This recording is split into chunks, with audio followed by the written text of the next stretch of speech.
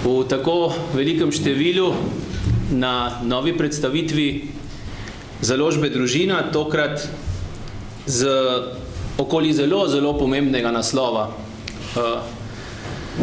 Vi ste luč sveta, sveti na Slovenskem. Ta projekt vsebuje in predstavlja 33 svetniških zgledov, 13 svetnikov, 7 blaženih, 13 božjih služabnikov. Mislim, da prvič dejansko povzemamo v tej monografski obliki pojavo svetništva v slovenskem širšem kulturnem prostoru. Zato je predvsem zaslužen avtor, dr. France Dolinar, pa seveda kar kopica sodelavcev, ki jih bomo potem tudi kasneje imenovali. Med nami so tudi postulatorji, kar nekaj vas je, sprva postulatorji svetniških kandidatov na Slovenskem. Radi bi slišali tudi vašo besedo nadalje v okviru predstavitve. Imeli smo pripravljeni nekako stole za vas, pa vas je dejansko kar precej in smo rekli malce bolj operativno in zadovoljivo bo to, da pristopite k mikrofonu in se, ko boste želeli kaj o vašem svetniškem kandidatu povedati. Pa naj začnemo torej s pogovorom s samim avtorjem knjige. Knjiga je nastala kako, na kakšno pobudo, kakšni so bili tisti, kakšna je bila zasnova in izbor likov, da smo pričeli razmišljati o tej sami knjigi? O svetniških kandidatih sem pravzaprav začel razmišljati na vabilo nekaterih župnikov, ki so me povabili na tako imenovana postna predavanja. No in ob neki priliki sva se midva srečala na dvorišču in sem vam pripovedoval o tem, da pač sem imel pred kratkim predavanje, mislim, da takrat v Gnidovcu, in ste bili čisto navdušeni in takrat ste rekli, ja pa to je treba pa izdelati do konca in to je treba objaviti potem v knjigi, tako da je knjiga pravzaprav kot knjiga nastala na vašo pobudo. No, čakajte. Pa si nisem predstavljal. No, izbor je bil sicer prvotno zastavljen nekoliko širše. Jaz sem si predstavljal, da bi najprej predstavili zavetnike Evrope, zato da bi te svetnike ali svetniške kandidate na Slovenskem ali tiste, ki so povezani s slovenskim ozemljem, umestili v nek širši kontekst vesoljne cerkve. Se pravi, najprej zavetnike Evrope, potem zavetnik slovenskih, predvsem pa krajinske dežele, sveti Jožef, potem tisti svetniki, ki so povezani s slovenskim ozemljem, bodisi da izvirajo iz tega prostora ali so v tem prostoru delovali, končno blaženi, ki jih je cerkev ali vera ljudstva ali uradna cerkev razglasila kot take, in glavno jedro te knjige so pa potem svetniški kandidati, to se pravi tisti, za katere teče proces za njihovo beatifikacijo. V tem prvem namenu seveda je bil še seznam ljudi, ki so svetniško živeli, pa zanje ni bil sprožen še, ni bil še sprožen proces za beatifikacijo, ampak v koncu se je izkazalo, da je takšna zasnova knjige preobširna, zato smo se omejili praktično samo na tiste svetnike, ki so neposredno delovali v slovenskem prostoru, tiste blažene, ki izvirajo iz slovenskega prostora, tudi če so bili rojeni na tujem, recimo Aleksij Beningar je rojen slovenskim staršem v Zagrebu, živel vse življenje potem v Zagrebu, deloval v misijonih, in pa potem tisti svetniški kandidati, ki rodom izvirajo iz slovenskega prostora, tudi če niso po nacionalnosti, kot je moderno to danes reči, Slovenci. Knjiga nosi pomenljiv naslov Vi ste luč sveta, ne? Ampak v samem uvodniku, v sami uvodni besedi vi predvsem poudarjate to, da si moramo svetnike izprositi sami, da morajo postati dejansko živ del, da so naši, ne? Da jih čutimo za svoje in verjetno bi sam naslov lahko tudi obrnili v smislu misli pričakovanja, ki ga imamo s to knjigo, ne? Da bi ti liki postali luč Slovenije, luč Slovencev. No, tu gre za dve stvari pravzaprav. Eno je ta odlomek iz Matejevega evangelija, vi ste luč sveta, ne more se skriti mesto, ki stoji na gori, svetilke tudi ne prižigajo in ne postavljajo pod mirnik, marveč na svetilnik in sveti vsem, ki so v hiši. In tako naj sveti vaša luč pred ljudmi, da bodo videli vaša dobra dela in slavili vašega očeta, ki je v nebesih. To se pravi, ta projekt je širši, ne? Gre za poslanstvo kristjana kot takega. In to poslanstvo kristjana je v izvrševanju vseh svojih poklicnih dolžnosti v luči Jezusove zapovedi, ki je mimogrede povedal učitelju postave: ljubi Gospoda svojega Boga z vsem srcem, s dušo in vsem mišljenjem, svojega bližnjega kakor samega sebe. Gre za tisto zadrego, ki jo potem učitelj postave izpostavi z vprašanjem, in kdo je moj bližnji. Imamo potem tisto čudovito priliko o usmiljenem Samarjanu. Jezus je potem še konkretnejši v svojem v svojem govoru o koncu sveta, malo pred svojo smrtjo. Lačen sem bil in ste mi dali jesti, žejen sem bil in tako dalje, ne? Precizira zelo natančno, kdo je moj bližnji, in zamisliti se velja predvsem ob zadnjem delu tega govora.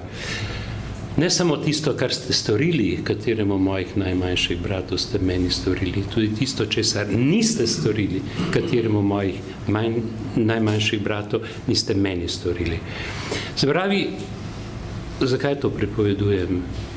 Zato, ker ja, vsi si moramo prizadevati za svetništvo, vsi si moramo prizadevati za uresničitev te Jezusove zapovedi.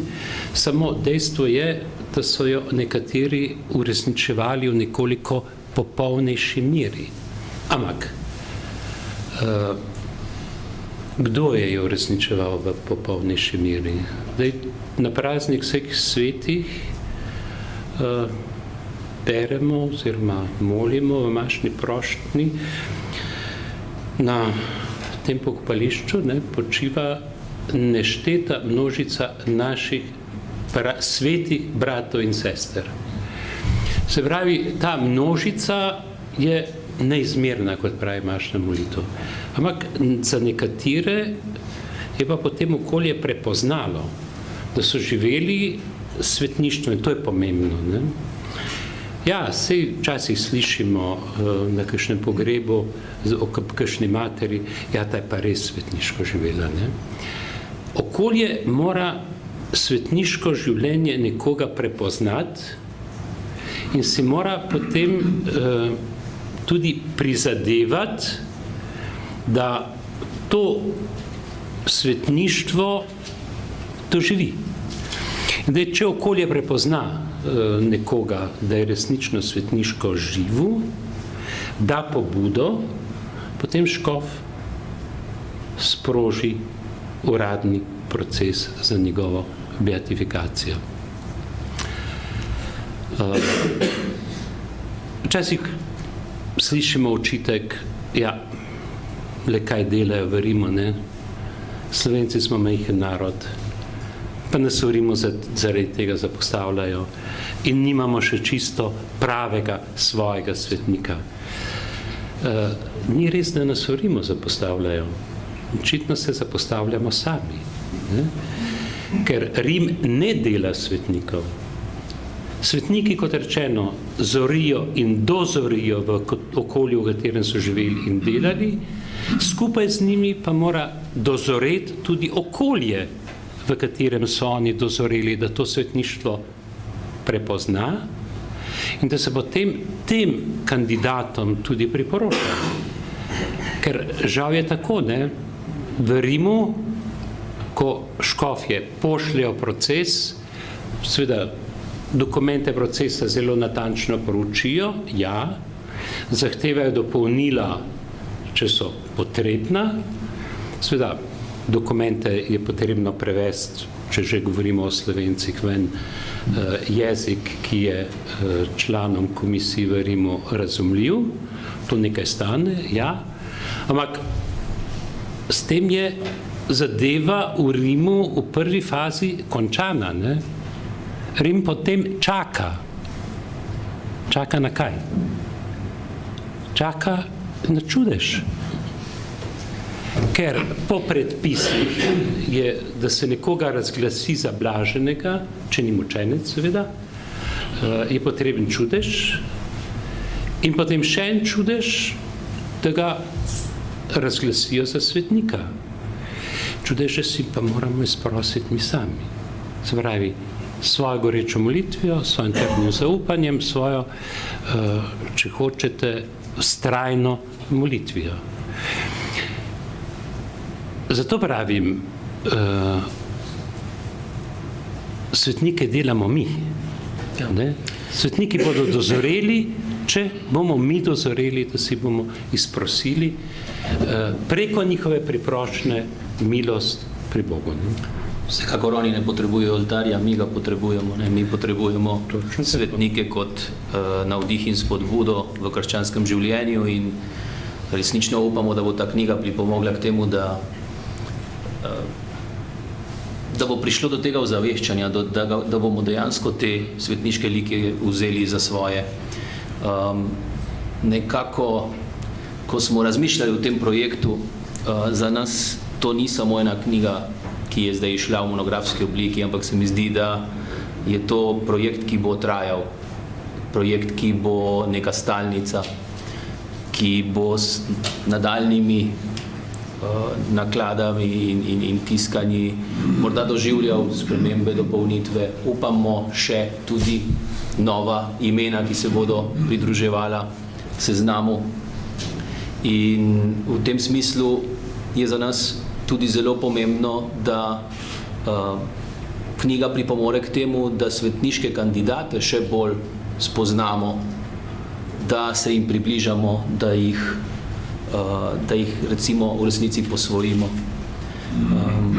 In morda bi zdaj dala besedo kakšnemu izmed postulatorjev, da bi morda iz tega naredili malce bolj dinamično tiskovko. Bi kdo od vas, ki tukaj stojite v prvi vrsti, morda sedite prvi, kaj povedal? Gospod Benedikt, doktor Benedikt. Tukaj noter imamo 13, ne? Božjih služabnikov. Vi ste postulator? Tudi, ja. Tudi, ne? Ne. A bi še kdo? No, zdaj toliko, ker je bil pač omenjen moj kolega Benedikt, moram pojasniti, preden bo on dobil besedo. Torej, v tej knjigi so omenjeni oziroma so obdelani samo tisti kandidati, za katere že teče proces. Bodi si na škofijski ravni, bodi si že pred pristojno kongregacijo v Rimu. Namenoma so izpuščeni vsi tisti, za katere se proces šele pripravlja. Takih je kar nekaj in kolega Benedikt ima eno najbolj nehvaležnih nalog na tem svetu in sicer iz spiska, da ne vem natančno 154 ali koliko, nekaj takega, kandidatov mora, torej te kandidate mora preveriti in mora ugotoviti, kateri od njih, za katere je dovolj gradiva, da se bo proces sploh lahko sprožil. Tako da ti predam besedo, s kakšnimi težavami se ti srečuješ. Jaz sem jo lažje delo. Hvala lepa. Moram reči najprej iskrene čestitke našemu kolegu in prijatelju Francetu za tole delo. To je gotovo prva stvar. Potem pa seveda kar zadeva sploh, bi rekel, pojmovanje svetništva, svetnikov na Slovenskem. Mislim, da spadamo med tiste narode, tista ljudstva, ki se nasplošno za to premalo zanimajo, premalo se zavedajo bogatstva, ker koncev to je pravzaprav vrhunec krščanskega življenja, postajati svet, biti svet, torej gotovo pravo bogatstvo, ampak premalo se zavedamo tega.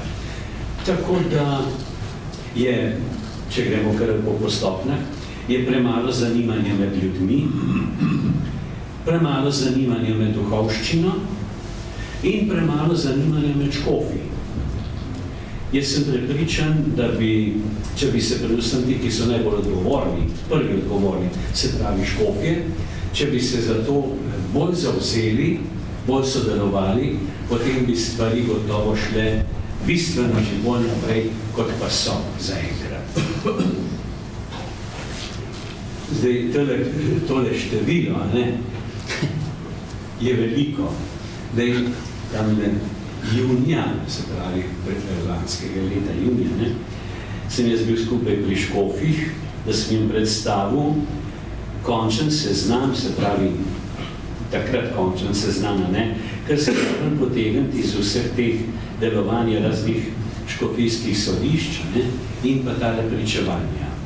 Ker koncev so škofje tisti, ki odločajo, nekdo, ki to zbira, lahko naredi seznam, recimo 20 kandidatov, ampak potem pa krajevni škof pa on odloča, tale je, tale pride na seznam, tale pa ne. Se pravi, iz vse tiste množice škofje morajo odkljukati tiste, ki bodo prišli potem na končni seznam. No, zdaj so končno, so škofje iz vseh treh, 4 škofij. Kosovoška ima Kalasa, ima sama zase, tako da spada v tale okvir. Potem Koper se odločil, da ne bo dal nobenega kandidata, čeprav jih je bilo na prvotnem seznamu kar več, ampak so se odločili, škof Jurij je rekel, da za nobenega ne morajo, tako bi rekel, z gotovostjo trditi, da bi spadal na tale seznam kandidatov. Ljubljana, Novo mesto in Maribor so zdaj vsi skupaj, če se je prav spomnil, dali 40 kandidatov.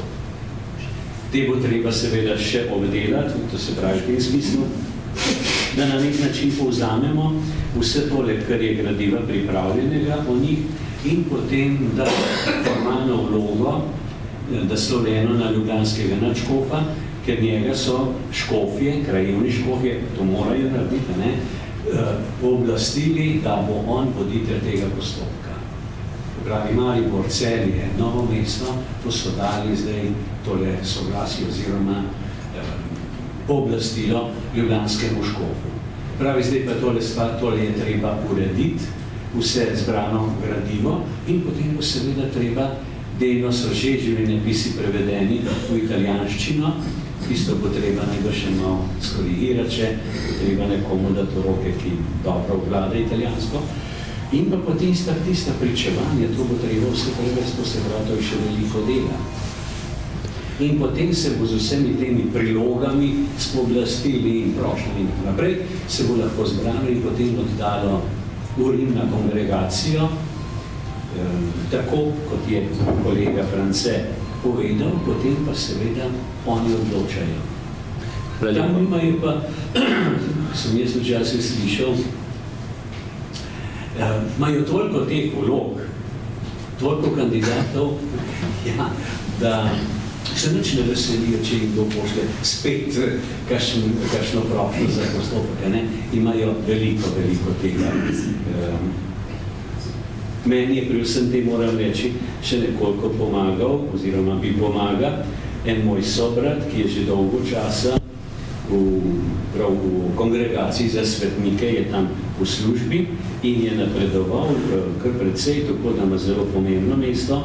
On je zdaj tam, njegov službeni naslov je Relatore Generale, tako da je zelo pomembno mesto tam, ne? In seveda jaz se tudi zanašam na njegovo pomoč oziroma na njegove nasvete. Vsekakor pa kot rečeno, tule doma moramo zdaj nekaj narediti. Hvala lepa, dr. Benedikt. Pa bi izrabil priložnost, da bi zdaj to zadnjo tretjino knjige, posvečeno božjim služabnikom, svetniškim kandidatom, še izčrpali tako, da dejansko se še oglasi. Še kakšen drugi, prosim? Sam bi rad izrazil hvaležnost avtorju in pa založbi Družine za to dragoceno knjigo, ki zajema ta naš svetniški prostor v nekem določenem času in prostoru.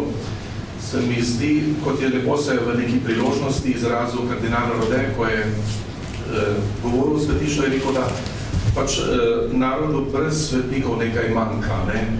In tako smo Slovenci lahko ponosni, da pač že temi svetniškimi kandidati, bodi si tisti, ki so že svetniki, blaženi ali pa božji služabniki, pravzaprav dodajemo en kamček v tem širokem mozaiku svetništva, ki ni omejen samo na nek določen prostor in čas. Sam kot postulator za kanonizacijo blaženega Alojzija Grozleta vidim, da je zelo pomembno, da se na neki stopni ne ustavimo. Čeprav je zdaj razglašen za blažen, večkrat opravili smo na pol poti, kajti tista končna pot je gotovo svetništvo, zato je potreben čudež. Pred lani ravno avgusta se je oglasil en mlad zdravnik iz Amerike, iz Floride, je bil pri meni in se ga vodil po teh, rečemo, mučeništva, na Mirno, pa Zaplas, pa Šentrupel. In se človek mogoče niti ne čudi, da naši dobi interneta, da nekdo na drugem koncu sveta, druge narodnosti zve za kakšnega našega svetniškega kandidata. In je ena taka lepa spodbuda,